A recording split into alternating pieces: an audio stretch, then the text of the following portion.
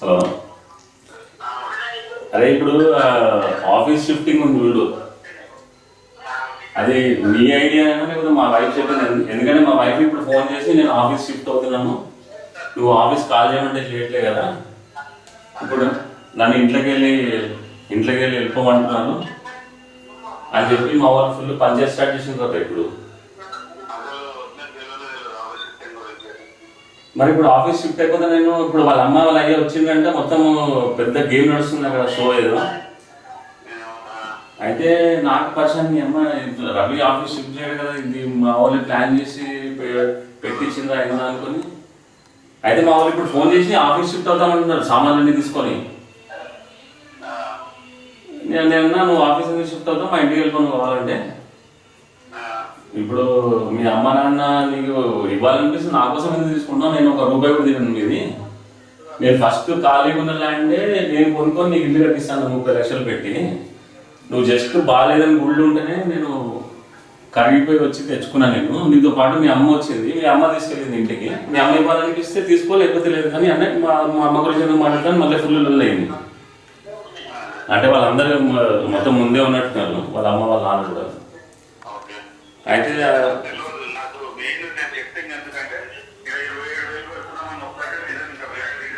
దానికంటే ఇప్పుడు మా 12,000 షిఫ్ట్ చేస్తే అయిపోతుంది. నేను నీకు ఎందుకు సతీష్ చేస్తారు, కానీ మనం కూడా ఎంజాయ్ చేసుకున్నాం. ఎందుకు ఇష్టం లేని పని చేయడం ఆల్రెడీ చెప్పేసాను కదా క్లియర్గా. ఇప్పుడు నీకు ప్రాబ్లం కాకుండా నాకు ప్రాబ్లం కాకుండా సెట్ చేస్తున్నా బిజినెస్ నువ్వు కూడా చేసుకో. నువ్వు కావాలంటే వేవ్ ఫీడర్ కూడా వేసుకో, కాకపోతే వేవ్ ఫీడర్ నాది కాబట్టి నువ్వు దాంట్లో ఎట్లా అండర్స్టాండింగ్ పెట్టు అంతే. కాబట్టి ఎందుకంటే నా ఆలోచనతో రిలేషన్ కూడా డబ్బులు పెట్టాడు, అక్కడి నుంచి స్టార్ట్ అయింది కదా. నాకు ఒకదానికి వాల్యూ అంతే. తర్వాత నీ ఇష్టం నువ్వు ఏమైనా చేసుకో, అసలు నాకు నేను చాలా హ్యాపీ కూడా. నేను నువ్వు ఇండిపెండెంట్గా చేసుకుంటే నేను ఇండిపెండెంట్. కావాలంటే నీకు టెక్స్టైల్స్ కూడా అమ్ముకోరా పోయి, నాకు నేనే అమ్ముకుంటా, నీ దగ్గర తీసుకొని అమ్ముకుంటారా అంటే కూడా నేను హ్యాపీ కదా. సో నాకు ఏం ప్రాబ్లం లేదు. ఇన్ని ఇయర్స్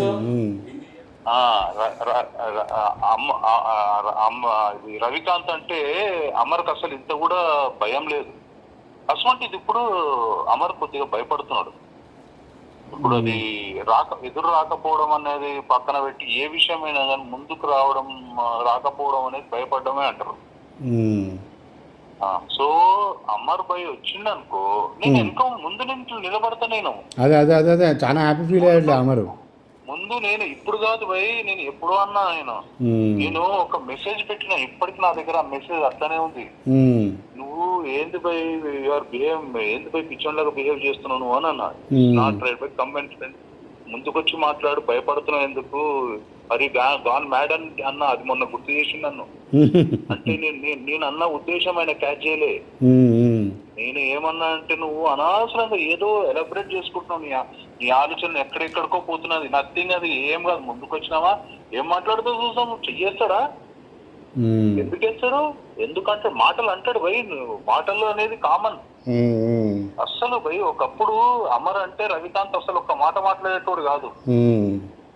నేను చూస్తుంటే కదా, అరే తుడే అని కూడా అనేటోడు, అమర్ భయ్ అనేటోడు, భయ్ నువ్వు అనేటోడు అమర్. అవునవునవును, చూసినా కదా వాళ్ళిద్దరి మధ్య కాన్వర్సేషన్ చాలా సార్లు కూర్చున్నా నేను. అవునవును, మనం మాట్లాడుకుని చేసుకుంటే కాదు. ఎట్లా చేద్దాం మరి?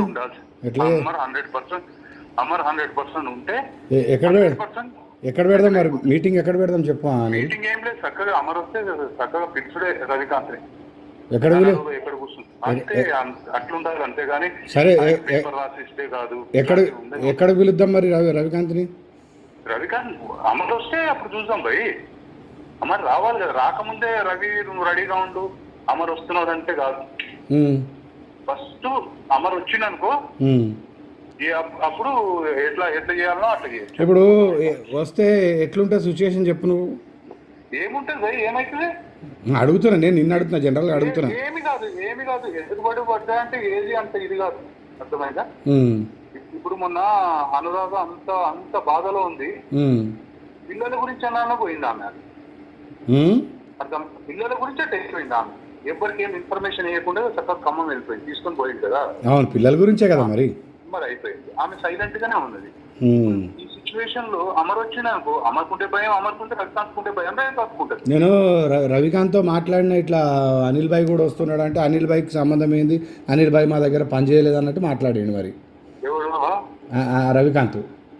రవికాంత్ అమర్నాడు కాదు మరి, అమర్ మాట ఎక్కువ రవికాంత్ మాట ఎక్కువనా నీకు? నాకు అమర్ మాటనే ఎక్కువ. ఫినిష్ అయిపోయి ఎక్కువ రవికాంత్ ఎట్లా ట్యాకిల్ చేయాలని అట్లా చేయొచ్చు పోయి, దాంట్లో ఏమున్నది.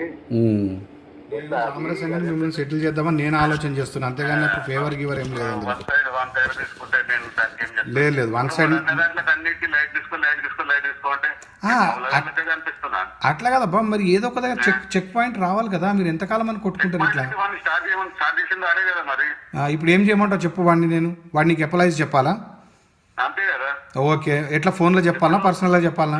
ఏంటంటే ఇప్పుడు వాడు ఒక్కొక్క పాయింట్ ఉన్నది, ఒక్కొక్క పాయింట్ రైజ్ చేశారు కదా, ఒక్కొక్క పాయింట్ క్లియర్ చేసుకుంటూ పోతాం. సో ఒక్కొక్క పాయింట్ క్లియర్ చేస్తాడు. ఏంటంటే ఇప్పుడు మేమిద్దరం డైరెక్ట్ గా అనుకోవాలి క్లియర్ కావు. సో థర్డ్ పర్సన్ నువ్వు వచ్చి చెక్ చేయి, అన్ని చెక్ చేసిన తర్వాత అదే ఫైనల్ అని చెప్పేసి మనతో ఒక లెటర్ తీసుకో. మళ్ళీ నేను చెక్ చేసిన తర్వాత మళ్ళీ దాంట్లో ఇప్పుడు నేను ఒకవేళ అగ్రీ అయిన తర్వాత మళ్ళీ దాంట్లో వేరే డిస్క్రిపెన్సీ ఏమి ఉండొద్దు అని చెప్పి వాళ్ళ నుంచి ఒకటి తీసుకో లెటర్. సరే కలిసి మీరు 10 మంది 10 సార్లు చెక్ చేయాలన్న. ఇప్పుడు రైతన్ చెక్ చేపిస్తా అంటున్నాడు, పిలుపుని రైతు కూర్చొని చెక్ చేస్తాను. ఆమె ఉన్నది కదా, అప్పుడు ఆమెను మధ్యలో పెట్టుకోండి. ఇప్పుడు ఆ వే ఫీడర్ బిజినెస్ లో కూడా 20% ఇస్తానని ఒప్పుకున్నారంట కదా మీరు? శరం లేదు, చెప్పుతో కొడతాలని కొడుకుని వే ఫీడర్ బిజినెస్ అడుగుతాయి. అదే నువ్వే అందరికి నేను నా ప్రోగ్రామ్ ని 2000కి అమ్మేస్తాను, నా ప్రోగ్రామ్ ని 3000కి అమ్మేస్తా అని చెప్పి ఏది ఫేస్బుక్ లలో పెట్టి మెయిల్ పెట్టి ఏది వీళ్ళకు ఏ సైట్స్ లోనేమో ఇంకో రాజశేఖర్ నా దగ్గర ప్రతి ప్రోడక్ట్ 50,000. అరే ఇప్పుడు మొత్తము మన కంపెనీ మధ్యలో ఎన్ని డబ్బులు ఉన్నాయి ఇద్దరి మధ్యలో, అది మొత్తం మేడంకి ఇచ్చేసి సెగ్రిగేట్ చేసేసి ఎంతెంత బ్యాలెన్స్ రావాలంత మొత్తం చేపించేసేది. ఇవన్నీ 20% కూడా తీసుకోరా బయట, టెక్స్టైల్ అన్నీ తీసుకో. దీంట్లో కాదేరియం వల్ల 50% తీసుకో, దాంట్లో నా హార్డ్ డిస్క్లు అన్నీ సపరేట్ చేసుకో. ఓకే, నెక్స్ట్ ఇక్కడ మేము చేసే వర్క్ ఇప్పుడు అది నేను లెక్కలన్నీ వేసేసి సెట్ చేసేసేది. ఓకే,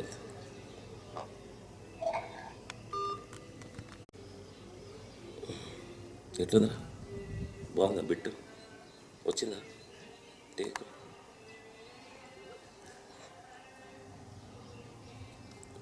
ఏం చేయాలి వినోదా, రంగురంగుల నాటకాలలో ఎట్లా అనిపిస్తుంది? మంచిగా అనిపిస్తుంది. ఏమర్థమవుతుంది? హలో, అదే చెప్పాను, మొత్తము ఏమేమి ఉన్నాయో నాకు ఏమేమి రావాలో అన్ని పేపర్ మీద లెక్కలు వేసేసి మేడంకి చెప్పి పర్సంటేజ్లు కూడా వేసేసి, ఇక్కడ కాదేరి అంబల్లో నాకు ఎట్లా ఆర్డర్ రాదు, కనకరాజుతో చేయించుకుంటారు వాళ్ళు, ఏం టెన్షన్ పడకు, కాకపోతే ఇక్కడ నాకు సాఫ్ట్వేర్ పైసలు 50% లెక్కే అన్న. ప్రోగ్రామ్కి కనీసం 50% అనేది తీసుకోవడం ఎవడన్నా, నా ఒట్టి ప్రోగ్రామ్కి తీసుకొని దాంట్లో హార్డ్ డిస్క్లు ఏమైనా కొనుక్కున్నా కదా నేను కట్ చేసుకో అన్నా. ఇప్పుడు దాని తర్వాత ఇక్కడ ఏదైనా చేసే దాని వర్క్ మన వర్కర్లకే వస్తుంది కదా, ప్యానల్ గీనల్ అన్నా.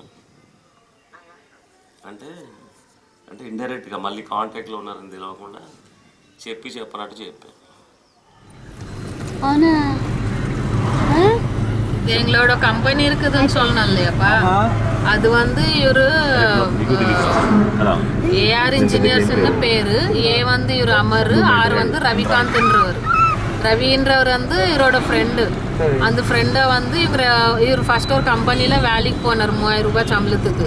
அப்போ அவரும் வேலை இல்லாமல் இருக்கும்போது இவர் எம்டி இந்த மாதிரி கொஷின்ஸ் கேட்பாரு, இதுக்கெல்லாம் இந்த மாதிரி ஆன்சர் பண்ணுன்னு சொல்லி கொடுத்தாரு. அதே தான் கேட்டார். அப்புறம் அவரும் வேலையில் சேர்ந்துக்கினார். அப்புறமா அவங்க எம்டி கூட தகராதாகி வெளியே வந்துட்டாங்க. வெளியே வந்த பிறகு இவர் என்னன்னாருன்னா, ஒரு வருஷம் நம்ம 2 பேர் ட்ரை பண்ணலாம், நம்ம பிஸ்னஸ் கிளிக் ஆயிடுச்சுன்னா நம்ம கண்டினியூ பண்ணிக்கலாம், இல்லை நாங்கள் அவங்க வேலை எங்கள் வேலை கிடைக்குதோ அவங்க போயிடலான்ற ஒரு ஒப்பந்தத்தில் பேசினாங்க. பேசின பிறகு சரின்னு ஒரு வருஷம் நல்லா ட்ரை பண்ணாரு. ட்ரை பண்ணும்போது வெய் ஃபீடர்னு ஒரு ப்ராடக்ட் பண்ணாரு இவரு. அது வந்து கல்கத்தால ஒரு மனுஷர் வந்து இவரை நம்பி ஒரு 10 லட்சம் ரூபாய் மெஷின் குத்தாரு. அதுல ஒரு 6 மாசம் கண்டினியூஸா சாப்பிடாம இது பண்ணாம நல்லா வேலை பண்ணாரு. பண்ண பிறகு அவர் என்ன சொன்னாரு, சரி நீங்க எங்களுக்கு மெஷின் சப்ளை பண்ணுங்க, உங்களுக்கே ஆர்டர் கொடுக்குறன்னு மாதிரி இவர் என்னன்னாரு, என்கிட்ட 1 ரூபாய் கூட இல்லைல்ல சார், நீங்க தானே 10 லட்சம் ரூபாய் இன்வெஸ்ட் பண்ணீங்க, நான் வந்து மிஷின்லாம் கண்டுபிடிச்சி கொடுத்தேன் அப்படின்னா அவர் இமீடியட்டாக 5 லட்சம் ரூபாய் செக் எழுதி கொடுத்து, சரி நீ உன்னோட பிஸ்னஸ் ஸ்டார்ட் பண்ணு, இதுலேருந்து நீ மிஷினில் தேவையான பொருளெல்லாம் வாங்கிக்கோன்னு கொடுத்தாரு. அந்த மாதிரி என் கம்பெனி ஆரம்பிச்சுது. அப்புறமா இந்த டெக்ஸ்டைல் பிஸ்னஸில் வந்ததுன்னா குண்டூரில் ஒரு வருஷம் இவர் வந்து ரொம்ப கஷ்டப்பட்டு அதுலேயும் ஒரு நல்ல எப்படின்னாக்கா ப்ரொடக்ஷன் ஜாஸ்தி கம்மி காஸ்ட்டில் நல்ல வேலை செய்கிற மாதிரி சைனா மிஷின் தான். இவர் கோயம்புத்தூர்லேருந்து கூட ஆளுங்க காம்படிஷனுக்கு வந்திருந்தாரு. ஆனால் இவருக்கு எக்ஸ்பீரியன்ஸ் இல்லை, சின்ன மனுஷன், எப்படி இவர் சாதிப்பாருன்னு மாதிரி தான் அங்கே எல்லாருக்கும் நல்லா தகராறு பண்ணி என்னால் பண்ண முடியும்னு சாதிச்சு காமிச்சார். அதில் 1 கோடி ரூபாய் சம்பாரிச்சார். அவங்க அப்பாவுக்கு ஆக்சிடென்ட் ஆயிடுச்சு, இடுப்பு ஒஞ்சிச்சு, ராட் ரிப்ளேஸ்மெண்ட் இருந்து கூட வரல. அவர் இல்லை என் மிஷின் தான் முக்கியம், நீ பார்த்துக்கோ, இங்கே நிறைய காம்படிஷன் இருக்குது, இது விட்டா அப்புறமா செய்ய முடியாது என்னாலன்னு அங்கே இருந்துட்டார். அந்த மாதிரி கஷ்டப்பட்டா இப்போ ரவின்றவர் என்ன பண்ணாரு, இல்லை நம்ம 2 பேர் சேர்ந்து வேலை பண்ண முடியும். அவருக்கு வந்து அவங்க பாட்டன் சொத்துக்கு